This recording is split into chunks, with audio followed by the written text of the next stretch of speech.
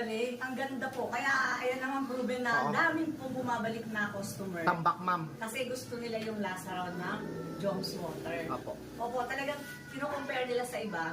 Sabi namin, maganda po yung machine nila, kaya siguro ganun siya. Tapos yun, magaling din si Sir Joms, lagi kami ina-advise pag yung kailangan ng malinis o kung ano. Pero the best po ang Joms Water. Pag may message lang ako kay Sir Joms, nagre-reply po talaga siya. Minsan nagbi-video call pa ako. Opo. So hindi kayo pababayaan, once na na-installan kayo ng machine, dire-diretso pa po yung service ng Joms Water. Opo.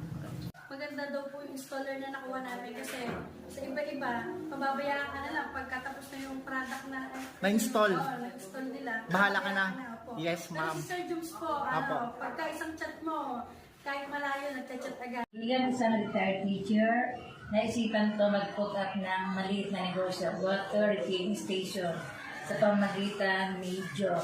Awa naman ng Diyos, yun ang install, okay, installer, si Jom, kahit gabi pumupunta rito.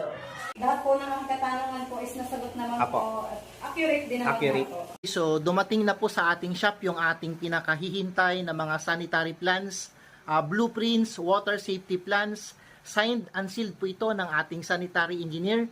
So, ganito po kadami, buwan-buwan yung ating mga sanitary plans, yung mga nagpapa-install sa atin. So, lahat po ng ito kasama na po sa ating packages. Kailangan po ang mga ito para sa inyong sanitary permit application.